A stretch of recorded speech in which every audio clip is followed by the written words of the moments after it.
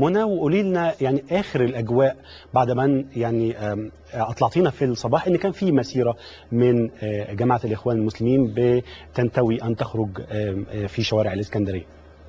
بالفعل كمال المسيره خرجت، ما كانتش ناويه، هي نفذت ما اعلنت عنه. المسيره انطلقت من شرق الاسكندريه من امام مسجد سيدي بشر في محاوله لحشد اكبر عدد من جماعه الاخوان المسلمين. جابت الشوارع الداخليه في شارع ما يطلق عليه شارع محمد نجيب وشارع ملك حفني. المنطقه دي منطقه تجاريه، حدث اشتباكات بينها وبين المواطنين اللي موجودين في تلك المنطقه التجاريه. للاسف اسفرت عن وقوع 5 قتلى، من بينهم سائق تاكسي تم قتله عنوة امام الناس بعد ان رفض ان يعني يتراجع الى الخلف في الوقت اللي كانت المسيره جايه في مواجهته، وسيده اخرى كانت تقف امام سياره التاكسي اللي لقى مصرعه فيها. 5 قتلى في ذلك الحادث، بينما اكثر من 50 مصاب كمال، والعدد فعلا العدد مفزع اليوم. الاعداد دي كلها يعني قالتها لنا مرفق الاسعاف، المسؤولين بمرفق اسعاف الاسكندريه. هؤلاء انتشروا في مستشفيات شرق الاسكندريه، سواء كانت المستشفيات الحكوميه او الخاصه، مستشفى شرق المدينه، مستشفى مبارة العصافره اللوران وغيرها من المستشفيات.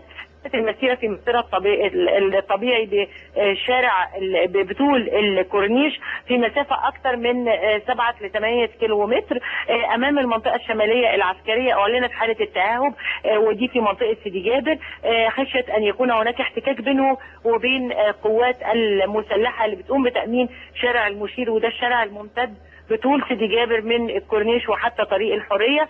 لكن الحمد لله اللجان شعبيه ما اشتبكتش معاهم، صارت في طريقها الطبيعي، وللاسف من ساعات استقر بها المطاف في محطه الرمل وهو في ميدان القائد ابراهيم، واعلنوا الاعتصام من اليوم وحتى صباح غد، واطلقوا ان بكره سوف تكون جمعه الخلاص، وانها دعوا الى مليونيه. هناك من دقائق اشتباكات عنيفة امام القائد ابراهيم، مستخدمين فيها كل انواع الاسلحة، سواء كانت اسلحة خرطوش او طلقات حية.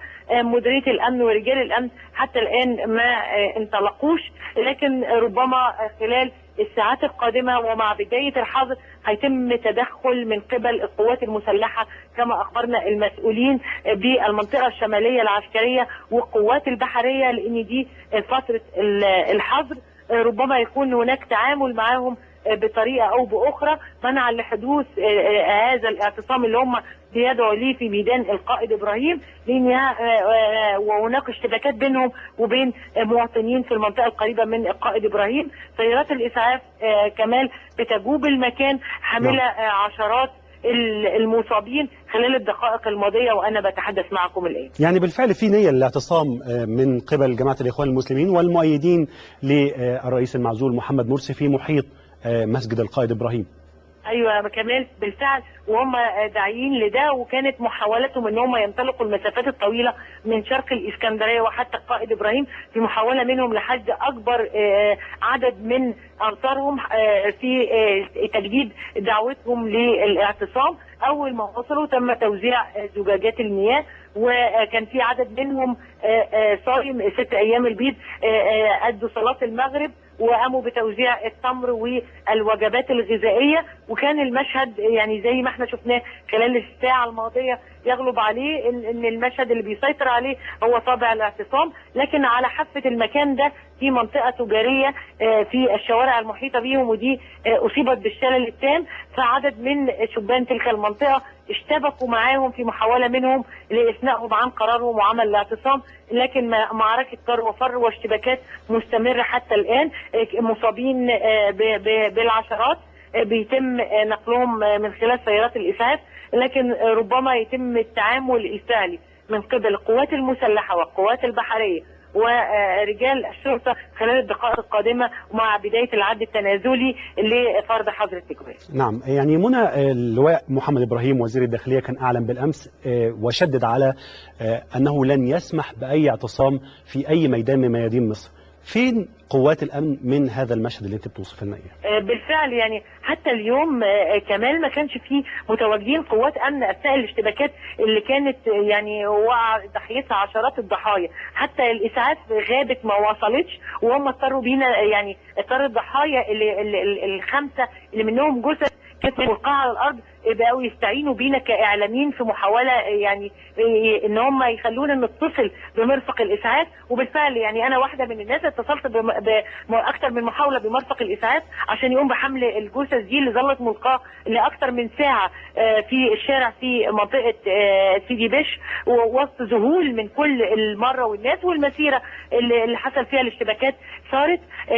كمان المسيره النهارده كان ليها طابع خاص، كما لو كانت موكب يعني كان بيتقدمها راكبي الدراجات البخاريه، هم اللي بيفتحوا لهم الطريق وبيترقبوا المشهد، بعديها الرجال، بعديها السيدات، وفي المكانه الاخيره راكبي اللي هي الدراجات مش البخاريه اللي هي التريسيكل او ما بيقولوا عليها بعض السيارات المكشوفه الصغيره دي، ودول الحاملين الاسلحه بيقوموا بتامين اخر صفوف من المسيره، ودول اللي كانوا بيطلقوا النيران. فكان المشهد النهارده فيه ترويع وارهاب للمواطنين بطول الكورنيش، يعني عدد كبير جدا من المحلات والابنيه والمساكن اغلقوا شبابيكهم خشيه ان يعني يصابوا باي رصاصه طائشه في ذلك المشهد اللي كان فعلا فيه ترويع، والامن ما تواجدش لفترات طويله. ربما يكون الفتره الجايه، لان بكره من الواضح ان هم بيدعوا لحشد غدا، ربما يكون ان السيد مدير الامن مجتمع مع رجاله تمهيدا لاعداد خطه لتجنب حدوث يعني ان الاعتصام يتفاعل بكره ويكون في احداث مأساويه واشتباكات. متوقع يا منى دخول القوات المسلحه ممثله في القوات البحريه لفض الاعتصام مع بدء حظر التجوال ولا لا؟ متوقعين ذلك، وبالفعل احنا متاكدين من ده، لان المشهد ده اتكرر قبل كده اكتر من مره، واتصور ان هم مش هيسمحوا بتكرار السيناريو اللي حدث في رمضان واللي ظل لساعات موجودين داخل المسجد، ما انصرفوش منه الا مع ساعات الصباح الاولى، وده سبب ارتباك شديد جدا، فهم هيمنعوا الموقف ده قبل حدوثه. اتصور ده وهوافيكم ان شاء الله بعد ساعات مع بدايه الحظر بان بالفعل تم التعامل وتم فض هذا الاعتصام المدعوم. نعم، بشكرك شكرا جزيلا زميلتي منى حجاب من